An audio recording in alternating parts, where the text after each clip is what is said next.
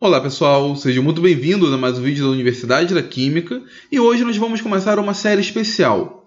Uma série onde eu vou abordar para vocês os principais métodos de cálculo que nós temos a fim de entender, a fim de se determinar a estrutura eletrônica de átomos e moléculas. Essa aula foi encomendada pelo meu amigo André Lourenço e ele gentilmente pediu para que compartilhasse com vocês. Bom, qual é o objetivo de se aprender esses métodos? Desde a década de 20, nós entendemos que a função de onda, ou melhor, a mecânica quântica, é a principal ferramenta que nós temos para entender o comportamento de átomos e moléculas. E como que eu trabalho com a mecânica quântica? Bom, o principal protagonista da mecânica quântica é a função de onda, uma entidade matemática que carrega as informações a respeito de uma partícula. A função de onda que mais nos interessa é a função de onda eletrônica.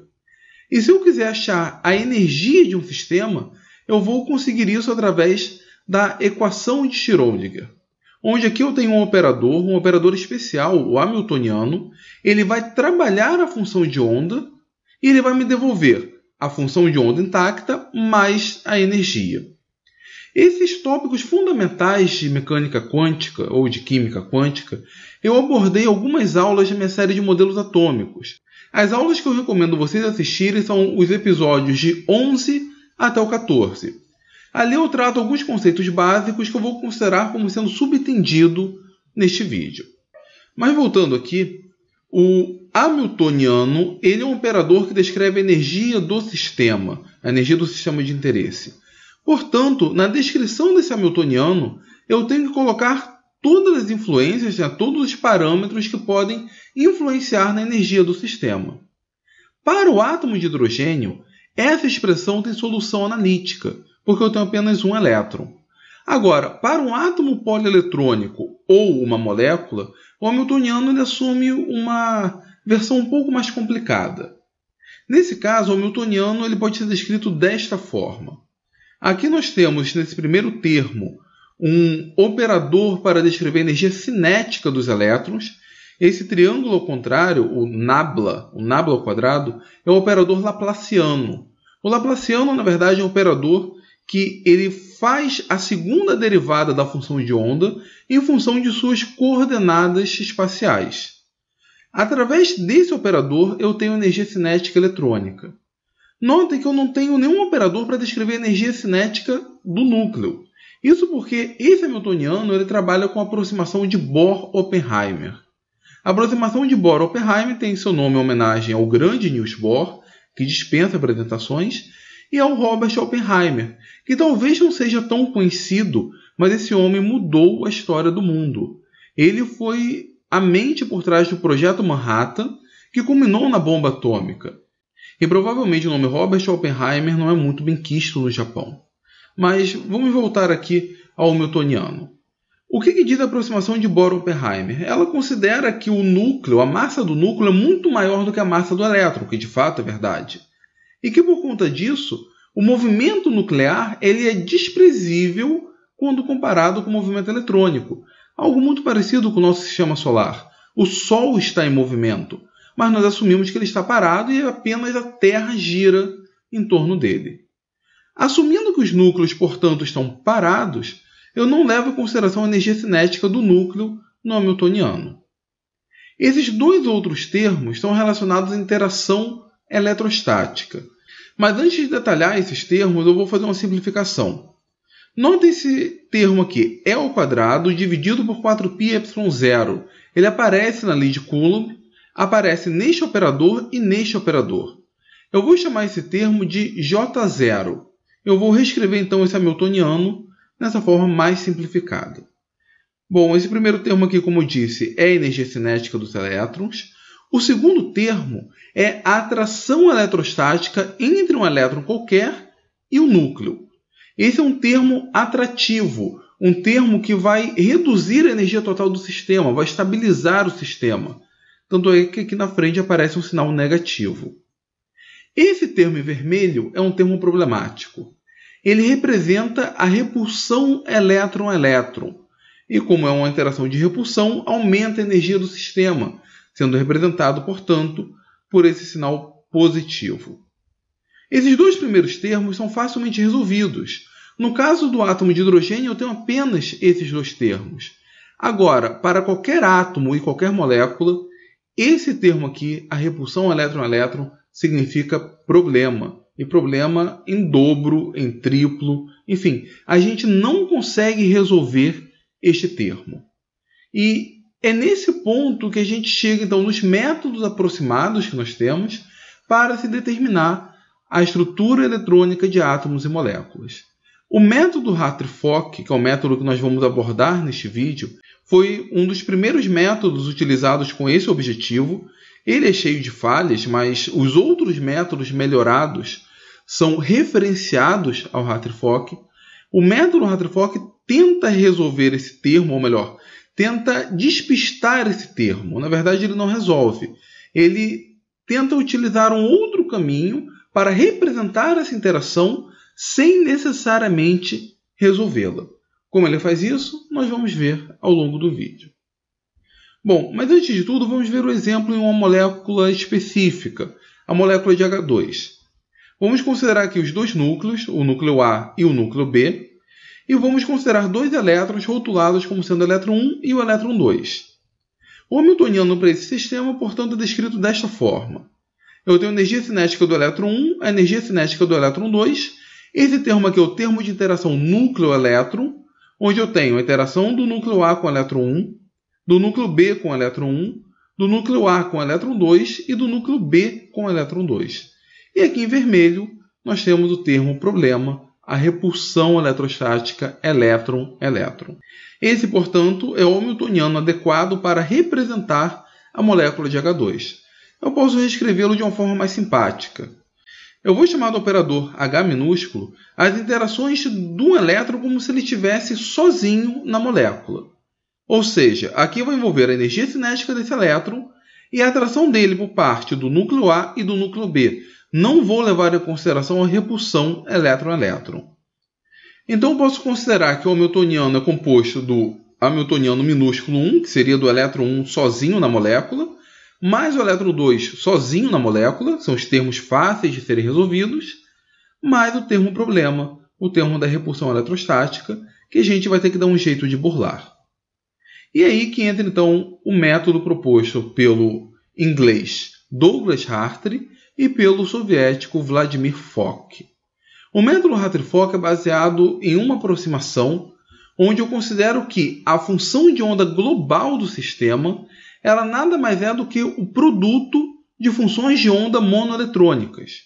Então, eu assumo que a função de onda global é a combinação das funções de onda individuais. Essa aproximação é chamada de aproximação orbital. A aproximação orbital ela é falha. Ela falha principalmente porque ela não considera a interação elétron-elétron. Ela assume como se o elétron estivesse apenas em seu orbital e ele não tem interação com outro elétron. Essa aproximação seria muito válida se nós tivéssemos o hamiltoniano sem o termo de interação eletrostática, fosse apenas a parte onde o elétron está sozinho na molécula. Mas o método Hartree-Fock se baseia inicialmente nesta aproximação. E aqui vale uma ressalva com a simbologia adotada. Eu vou representar com π minúsculo a função de onda monoeletrônica. Então, π de A significa a função do orbital A. π de B, a função do orbital B, ou seja, um orbital 1s, 2s, 3s e assim por diante. Além disso, eu vou colocar como subscrito a função de spin. Essa simbologia, então, πa de A significa a função orbital πa vezes a função de spin alfa. Ou πa beta é a função orbital A que multiplica a função de spin beta. Essa entidade é chamada de entidade spin orbital. E aqui eu estou dizendo que o elétron 1 está no orbital A qualquer, vamos supor 1s, e ele tem spin alfa. Enquanto que o elétron 2 está no orbital A também, 1s, porém ele tem spin beta. E aí eu vou representar a aproximação orbital na forma de spin orbitais. Nós temos então essa representação, onde nós temos o elétron 1 no orbital A com spin alfa, o elétron 2 no orbital A com spin beta, o orbital 3 no orbital B com spin alfa e assim por diante. No entanto, essa forma de representar a função de onda está errada. Está errada porque eu não estou levando em consideração o chamado princípio de Pauli, em homenagem ao austríaco Wolfgang Pauli. O princípio de Pauli é extremamente importante na descrição de sistemas atômicos. E ele nos diz que as funções de onda para partículas férmions, ou seja, o elétron ou qualquer outra partícula que tem spin fracionário, ela obrigatoriamente tem que ser antissimétrica quanto à troca de coordenadas. Esse é o princípio de Pauli descrito de sua maneira formal. Vocês devem conhecer da sua forma mais popular, a forma conhecida como princípio da exclusão de Pauli, onde diz que dois elétrons em um orbital, ou seja, dois elétrons que têm a mesma função orbital, obrigatoriamente eles têm de ter elétrons com spin distintos. Nós não temos no mesmo orbital dois elétrons alfa ou dois elétrons beta. Não é tão intuitivo, mas essa segunda sentença é uma consequência direta da primeira. Eu não vou explicar nesse vídeo, vale a pena fazer um Filosoquímica abordando apenas esse tópico. Eu tenho que adicionar então na função de onda total essa condição de assimetria, porque os elétrons são férmions. Isso significa que, se eu troco as coordenadas eletrônicas, eu tenho que mudar o sinal da função de onda. Então eu vou representar essa aproximação orbital desta forma. Esta é a forma correta de se representar. Onde aqui, por exemplo, tem o elétron 1 no orbital A com spin alfa, o elétron 2 no orbital A com spin beta. Como o elétron não tem rótulo, o elétron 2 pode ter spin alfa, o elétron 1 pode ter spin beta. Então, quando eu considero essa provável troca, nota o que acontece. Agora, quando o elétron 2 tem spin alfa, o elétron 1 tem spin beta, aparece o sinal negativo. Então, essa é a forma correta de se representar a função de onda, considerando o princípio de Pauli. A forma matemática de se fazer isso foi proposta inicialmente pelo Slater, na forma de um determinante. Esse determinante tem que ser corretamente montado. Um determinante bem montado é capaz de representar a antissimetria da função de onda. E o que é um determinante bem montado? Um determinante bem montado, o determinante de Slater, diz que cada linha representa um elétron. Então aqui eu tenho o elétron 1 no orbital A, o elétron 1 no orbital A agora com spin beta, o elétron 1 no orbital B e assim por diante. E cada coluna representa um orbital. Então aqui eu tenho apenas o orbital A com spin alfa, aqui eu tenho apenas o spin orbital A com spin beta e assim por diante. Quando o determinante é montado desta maneira, nós temos a inclusão do princípio de Pauli. Nós temos a condição de antissimetria da função de onda. Vamos ver um exemplo aqui. Vamos imaginar a molécula de H2, como sempre, e aqui nós temos o determinante de Slater para ela. Na primeira linha nós temos o elétron 1, com a possibilidade de ele ser um S-alfa, então a função orbital é um S-alfa ou um S-beta. A primeira coluna representa o spin orbital um S-alfa, a segunda um S-beta. E a segunda linha representa o elétron 2.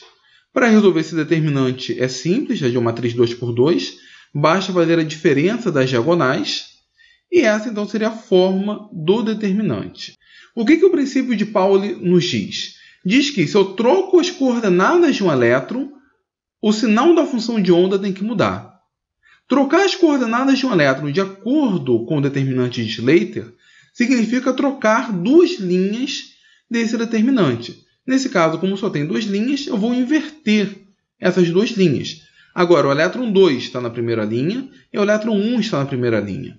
O determinante, nesse caso, assume esse formato. E aí, qual vai ser a consequência disso no determinante? Nota que o primeiro termo desse determinante é um S-alfa1, um S-beta2. Ele tem sinal positivo. Esse primeiro termo no segundo determinante é o segundo termo, um S-alfa1 vezes um S-beta2. E notem, agora ele tem sinal negativo. Eu troquei os sinais. Consequentemente, o determinante mudou o sinal. Se para essa função o determinante seria A, aqui ele continua sendo A, só que com sinal negativo. Aqui ele vai ser menos A. E com isso nós temos a inserção do princípio de Pauli. Apenas por curiosidade, vamos imaginar que nós temos dois elétrons no mesmo orbital, porém com o mesmo spin. Ou seja, eu vou escrever um determinante de Slater dessa forma. Eu vou repetir duas colunas. O elétron 1 está no orbital 1s-alfa, o elétron 2 no s-alfa. E eu não tenho a possibilidade de ser um s-beta. O que dá esse determinante? Bom, esse determinante vai me dar 0, porque o primeiro termo é igual ao segundo termo. Isso significa que quando eu tenho dois elétrons no mesmo orbital com o mesmo spin, a função de onda não é definida nesta situação. Com isso, a gente consegue ver que o princípio da exclusão de Pauli ele é uma consequência direta do princípio de Pauli, do princípio que fala da antissimetria da função de onda. Mas vamos avançar com o método Hartree-Fock. O método Hartree-Fock ele se baseia em a função de onda global ser a combinação de funções de onda monoeletrônicas. Então, com isso, a gente define um operador, chamado de operador de Fock, onde esse operador Fock trabalha cada função de onda individual. E com isso, eu obtenho uma energia individual, que na prática nós atribuímos como sendo a energia do orbital. E notem que esta equação ela é muito parecida com a equação de Schrödinger. Só que qual é a cara do operador Fock? O operador Fock é constituído de três termos. O primeiro termo, que nós chamamos de operador de caroço, nós já vimos ele. É a hipótese de que o elétron está sozinho na molécula e, portanto, ali eu descrevo apenas a energia cinética do elétron e a atração elétron-núcleo. Os dois outros termos são termos que vão mostrar a interação elétron-elétron. O primeiro é o operador da interação de Coulomb média. Ele é representado por esse outro operador, o operador J, na verdade o somatório de operadores J, onde esse operador J, quando opera a função de onda, vai me dar a chamada integral de Coulomb. E agora notem, prestem bem atenção na forma dessa integral. Aqui nós temos a representação da interação do orbital A, do elétron que está no orbital A, não com o elétron que está no orbital B, no orbital C e assim por diante, mas com a amplitude média de todos os outros elétrons. Esse operador considera a interação do elétron A com a nuvem eletrônica global, com a nuvem eletrônica total da molécula. Essa é a aproximação mais severa do método Hartree-Fock. E aí, os erros que surgirão desse método virão principalmente dessa aproximação. Eu não consigo descrever, e realmente não seria possível, a interação de um elétron com outro elétron, o elétron A com o elétron B, o elétron A com o elétron C, o C com B, todos individualmente. Eu faço uma média, a interação de cada elétron com a nuvem eletrônica global da molécula.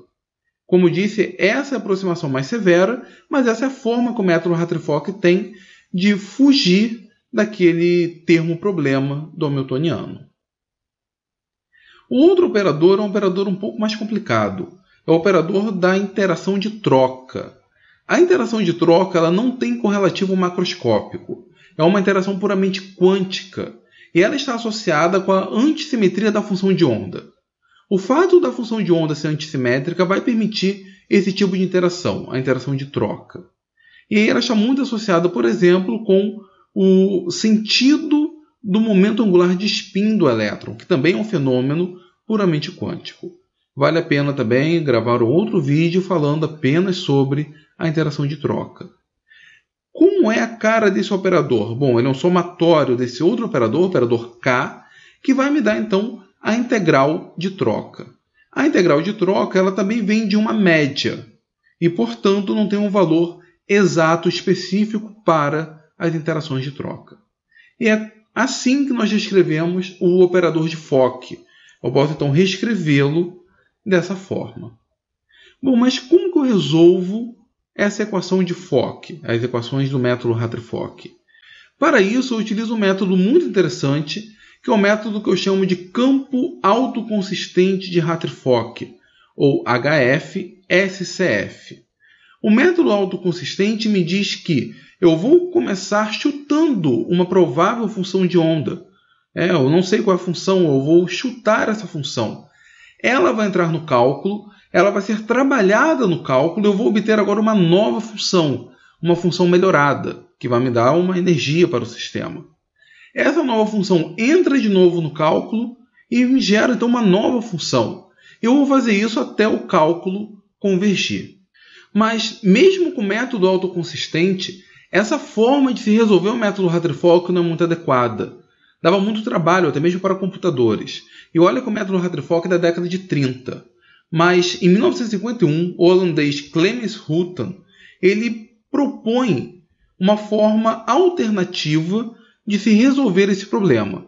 E ele publica isso nesta revista, na Reviews of Modern Physics, no artigo Novos Desenvolvimentos na Teoria do Orbital Molecular. E ele propõe escrevermos a função de onda como uma combinação linear de orbitais atômicos, como se fosse uma média de alguns orbitais atômicos. O peso de cada orbital atômico é descrito por esse coeficiente, que não necessariamente vai ser igual para cada orbital. Nós chamamos cada orbital atômico nesse contexto de uma base. Então, a função de onda para a molécula, para cada espinho orbital molecular, é descrito como sendo uma combinação linear de bases, onde cada uma dessas bases é um orbital atômico. Para que isso fique bem claro, eu realizei o cálculo aqui desse complexo de cobre. Então nós temos cobre com 4 íons cloreto como ligantes. E aqui eu pedi o orbital molecular HOMO do sistema. Percebo que esse orbital molecular ele é constituído em parte de um orbital D do cobre. Então o orbital D do cobre entrou na combinação linear. E mais 4 orbitais do tipo P do cloro, que também estão presentes na combinação linear. É essa a proposta do Houghton. O orbital molecular ele vem da combinação linear de orbitais atômicos. E nós utilizamos essa aproximação até hoje. E aí, como que eu vou trabalhar esta aproximação no método Hartree-Fock?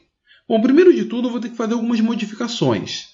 Pelas equações de Houghton, eu vou considerar agora o método como sendo um método matricial. Eu vou resolver a equação de Fock como sendo uma matriz. Então, para isso, eu tenho primeiro a matriz F, que eu chamo de matriz de Fock, onde cada elemento dessa matriz é uma integral onde o operador de Fock opera um orbital atômico. Esse S aqui é uma outra matriz, é a matriz de sobreposição, onde cada elemento é a integral de sobreposição de um orbital atômico. Se esses orbitais forem o mesmo, o valor dessa matriz é 1, afinal tem 100% de sobreposição. Se forem orbitais completamente ortogonais, o valor dela vai ser 0, porque não tem sobreposição nenhuma. E se for parcial entre um ou outro, vai ter um valor intermediário. O C vai me dar a matriz dos coeficientes, onde cada coluna é um conjunto de coeficientes para o espinho orbital psi-A. Então, cada coluna dessas é o conjunto de coeficientes que entram na combinação linear para um determinado orbital. Aqui é a primeira coluna para o orbital A, a segunda coluna para o orbital B e assim por diante. A matriz E é a matriz de energia, onde a energia de cada orbital é dada por um elemento na diagonal principal, especificamente uma matriz diagonal, onde a energia total é dada pelo traço dessa matriz e a energia de cada orbital individual é dado pelos elementos na diagonal principal. E como que eu vou trabalhar, como que eu vou ajustar a equação de Hartree-Fock na forma proposta por Houghton? Aqui nós temos a equação clássica de Hartree-Fock para um determinado espinho orbital. E eu vou levar em consideração que agora a função de onda é descrita como uma combinação linear dos orbitais atômicos. Então eu vou substituir essa combinação linear no lugar da função. Eu tenho agora essa nova expressão. O próximo passo é multiplicar pelo lado esquerdo pela base, pelo orbital atômico. Então eu tenho agora a equação descrita desta forma. O que eu vou fazer? Eu vou pegar então a base, o orbital atômico, eu vou colocar dentro do somatório. Com isso eu tenho essa nova expressão, onde aqui essa integral nada mais é do que um elemento da matriz de Fock. E aqui em roxo nós temos essa integral representando o elemento da matriz de sobreposição. E com isso nós transformamos a expressão de Hartree-Fock na forma matricial utilizada por Houghton. Vamos ver um exemplo mais palpável, a molécula de H2. No caso de H2 eu teria essas matrizes. A matriz de Fock, onde cada elemento desses aqui é uma integral. A matriz dos coeficientes, a matriz de sobreposição, onde a diagonal principal é 1, porque é a sobreposição do orbital A com o orbital A, ou do orbital B com o orbital B. De novo, a matriz dos coeficientes e a matriz energética, onde eu tenho a energia do orbital A e a energia do orbital B. Vou multiplicar tanto o lado esquerdo quanto o lado direito. É chato, mas dá para fazer nesse caso. E eu tenho então essas duas matrizes, onde cada elemento é um elemento equivalente. Ou seja, na matriz do lado esquerdo, este elemento aqui, A11, é igual a este elemento aqui, A11. Com isso, eu posso igualar cada elemento da matriz e obter com isso 4 equações de Rutan. E essa é uma forma muito prática de se resolver o problema do método Hartree-Fock. Aqui, o meu chute para o campo autoconsistente não é o chute da função de onda. Eu vou ter que definir primeiro a base e os coeficientes. Feito isso, vou pegar esses valores que eu chutei, vou jogar nestas expressões, vou obter o valor de energia. Com essa energia, eu vou jogar de novo nessas funções, vou obter então um novo conjunto de coeficientes.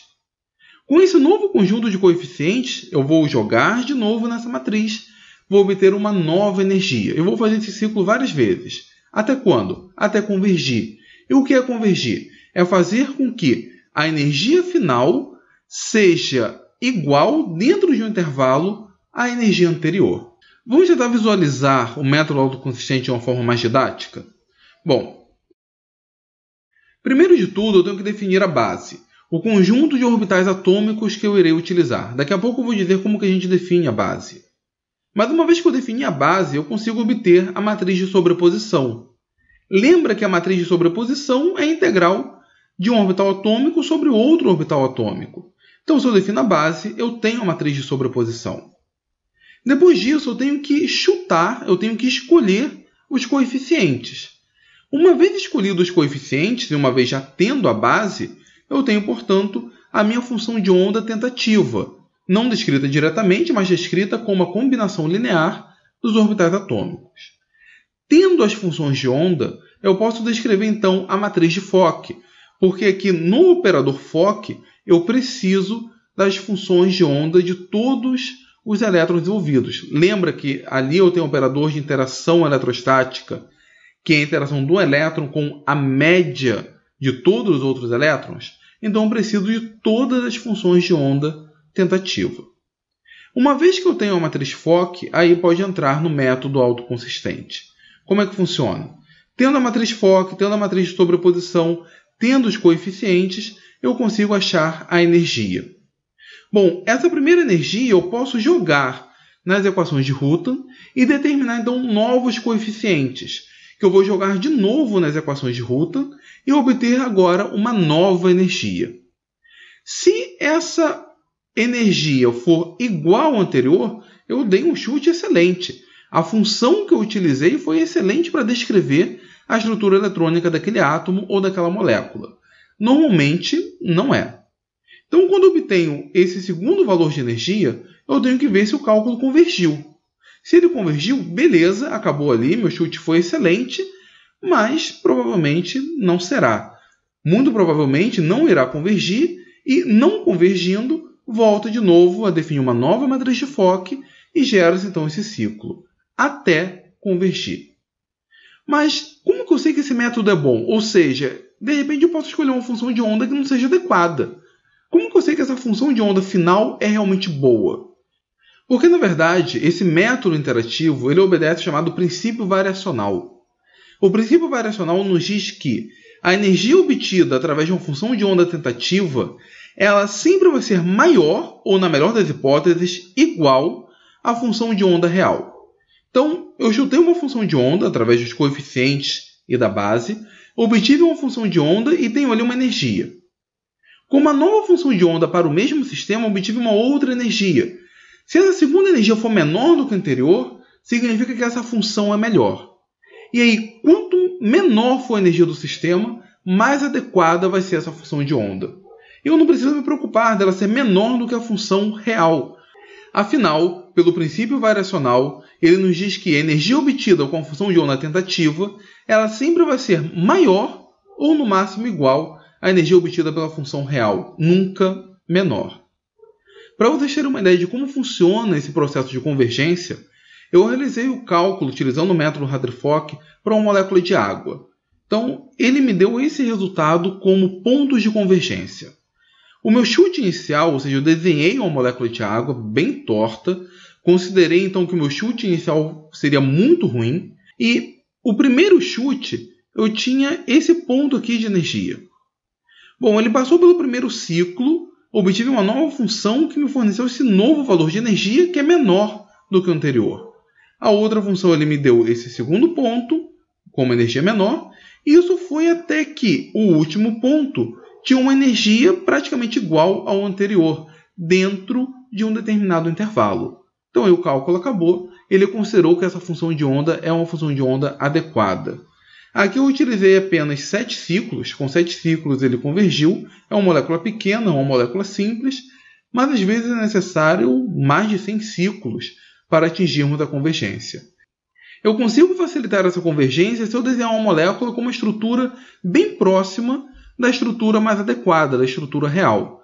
Se essa estrutura for muito distante, o cálculo vai levar muito mais tempo. E aí, uma vez realizado esse cálculo, um outro resultado que eu tenho é a energia dos orbitais. Ele me fornece, por exemplo, uma tabela como essa, onde cada valor desse é a energia de um determinado orbital, que ele obteve utilizando o operador de Fock. Então, eu tenho a energia dos orbitais individuais. Esses são alguns resultados que eu obtenho aplicando o método Hartree-Fock. A energia de orbitais é um deles, talvez o principal, pois a partir daí eu conseguiria, pelo menos em teoria, descobrir a energia de ionização, a afinidade eletrônica, caso eu estiver trabalhando com átomo. Mas um ponto que ficou meio nebuloso é a definição da base. A base, na verdade, é o conjunto de orbitais atômicos. Como que eu determino esse conjunto de orbitais atômicos para descrever o orbital molecular? Isso é descrito na forma de funções matemáticas. Existe um conceito que nós chamamos de base mínima. Por quê?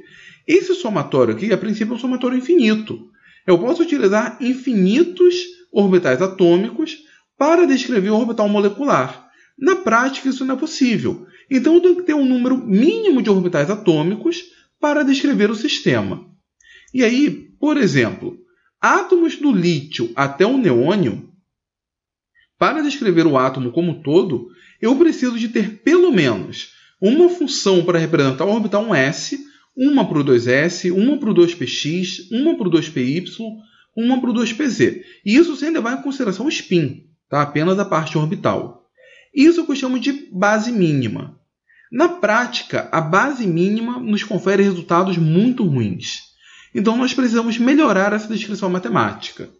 Existe no mercado o que nós chamamos de base double zeta. Uma base double zeta é uma base que vai me dar o dobro de funções mínimas para descrever o sistema. Então, eu vou utilizar 2 funções para descrever o orbital 1s, 2 para o 2s, 2 para o 2p e assim por diante. Ao invés de utilizar apenas 5 funções, eu vou precisar de 10 funções. Vai me dar um resultado bem melhor. Existe a chamada base triple zeta, e eu vou utilizar 3 funções para descrever cada orbital, um resultado bem melhor, mas vai levar muito mais tempo para o cálculo convergir. Existe uma base econômica, que são as bases do tipo split valence. O que é uma split valence? Ela assume que os elétrons mais internos, em muitas situações, não são importantes. Então, eu vou utilizar a base mínima para os elétrons mais internos. Eu vou utilizar uma base double zeta para os elétrons da camada de valência, porque é ali que vai ocorrer a ligação química, ali que vai ocorrer um potencial de ionização ou alguma outra propriedade mais interessante. Mas é óbvio que se eu estiver trabalhando com um sistema onde os elétrons mais internos são importantes, eu não posso utilizar uma base do tipo split valence. Além disso, existem as chamadas funções polarizadas. Em funções polarizadas, eu vou utilizar, para descrever um determinado átomo, funções com maior momento angular. Ou seja, para um átomo de carbono, eu vou utilizar funções do tipo D. Para um átomo de hidrogênio, eu vou utilizar funções do tipo P. É necessário? Em teoria não seria, mas eu vou obter um resultado muito melhor assim. Funções polarizadas são muito boas para descrever uma ligação química. Afinal, em uma ligação química, o orbital está bem polarizado. Por outro lado, eu tenho uma função difusa. Uma função difusa é uma função, entre aspas, extensa. Lembra que o perfil da função de onda ela sempre vai tender a zero a uma distância muito grande do núcleo. E uma função difusa é uma função que vai tender a zero a uma distância muito maior. Esse tipo de função é importantíssimo na hora de descrever um ânion, que é um elétron que está muito distante do núcleo, ou interações intermoleculares. Para descrever interações intermoleculares, nós precisamos de funções difusas, seja ela qual for. Em termos de funções matemáticas, nós temos dois padrões clássicos. Uma função do tipo Slater, que é uma função muito boa, ela mantém o mesmo esférico harmônico da função de onda. Então é uma função que se aproxima muito da função de onda real. Muda apenas, nesse caso, a parte radial da função. O problema com a função do tipo Slater é uma função bicuda como essa. É uma função muito ruim de ser trabalhada pelo computador. Em termos de cálculo, é uma função muito ruim. A função mais utilizada é uma função do tipo gaussiana. A gaussiana tem um formato bem diferente, ele tem esse formato mais suave, e se você perceber, ela não tem nada a ver com a função Slater. É verdade, uma função gaussiana não é muito adequada, só que com a função gaussiana eu consigo fazer uma combinação delas, uma combinação linear. Eu posso pegar, por exemplo, então, 3 funções gaussianas, combiná-las e ter algo bem próximo de uma função do tipo Slater, ter algo bem próximo de uma função capaz de descrever muito bem um determinado orbital. Nos pacotes computacionais, como o Gaussian, por exemplo, nós temos todas essas funções descritas através de um código. Por exemplo, uma base, ou seja, um conjunto de orbitais que eu escolho, cujo código seja 321G, significa que eu tenho uma função do tipo gaussiana, onde eu utilizo uma combinação linear de 3 funções para descrever os elétrons mais internos. Os elétrons da camada de valência eu vou utilizar 2 conjuntos de funções, portanto são a base double zeta. Uma combinação linear de 2 gaussianas e uma gaussiana pura para descrever os elétrons de valência. Aqui a 631G significa uma combinação de gaussianas, onde, para os elétrons mais internos, eu utilizo 6 funções gaussianas, na forma de combinação linear, 2 funções distintas para os elétrons de valência, sendo uma combinação linear de 3 e uma sozinha. Aqui nós temos uma base triple zeta, então na camada de valência, nós vamos ter 3 funções, uma que vem da combinação linear de 3 gaussianas e 2 gaussianas puras.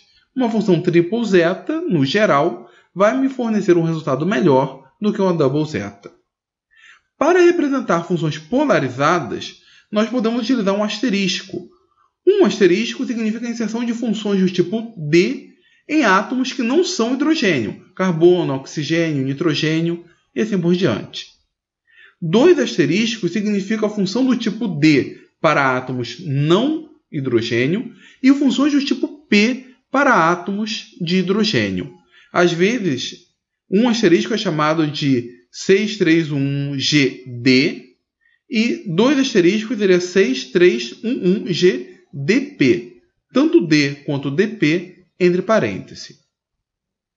As funções difusas são representadas por um mais. Um mais significa uma função difusa para átomos não hidrogênio e 2 sinais de mais significa que, além de utilizarmos funções difusas para átomos não hidrogênio, vamos utilizar funções difusas para átomos de hidrogênio. No átomo de hidrogênio é importantíssimo utilizarmos funções difusas quando nós trabalhamos, por exemplo, com uma ligação de hidrogênio. Aí eu tenho que utilizar uma base desse tipo, com 2 mais. Existe, obviamente, a combinação de bases difusas e bases polarizadas. Quanto maior for a base, melhor vai ser a descrição do sistema, mas também mais tempo levará para o cálculo ser realizado. Aquele mesmo cálculo que eu fiz para a molécula de água, eu realizei com o método Hartree-Fock com 2 bases distintas, a 321G e a 6311+G asterisco asterisco. E notem a diferença no número de funções de base. Esse aqui é um pedaço do output. Ele me diz que eu utilizei 13 funções de base, ou 21 gaussianas, para descrever o sistema com a 321G. Com a base maior, a triple zeta duplamente difusa e duplamente polarizada, eu utilizei, nesse caso, 36 funções de base, ou 54 gaussianas. Nota que o número é muito maior. Isso vai se refletir no tempo de cálculo. O cálculo vai levar muito mais tempo para ser realizado. Então, se eu tiver um sistema muito grande, não dá para utilizar uma base grande. Vai ser levado dias, quem sabe até mesmo meses, para ser realizado o cálculo, para ele convergir. Eu lembro que uma vez eu realizei um cálculo desses, eu coloquei para rodar no Natal e o cálculo ficou pronto no Carnaval. Levou-se meses até ele convergir. Então, o parâmetro para escolher a base é o tamanho do sistema e, obviamente, se você tiver um bom computador disponível para realizar esse cálculo. Um computador mais fraquinho vai levar muito tempo mesmo e aí, de repente, não é válido, não compensa. O ideal seria um outro método simplificado. Bom, pessoal, o que eu tinha para falar para vocês sobre o método Hartree-Fock é isso. O método Hartree-Fock hoje não é muito utilizado, apenas para fins comparativos. Nós temos métodos melhores, métodos mais adequados, métodos até mesmo mais rápidos, que nós vamos considerar nos vídeos à frente. Eu espero que vocês tenham gostado da aula, que eu tenha ajudado, que eu tenha sido claro. Se alguém estiver interessado em modelagem molecular, eu aconselho seguir essa área, ela é fantástica. Em sua aplicação, já se obteve resultados muito interessantes, resultados que ajudaram a entender, por exemplo, alguma determinada propriedade ou alguma determinada interação experimental que de outra forma seria muito difícil de se compreender. Se vocês gostaram desse vídeo, então por favor, dê o seu like, compartilhe e se for novo por aqui, se inscreva na Universidade da Química. Tá ok? Muito obrigado e até a próxima.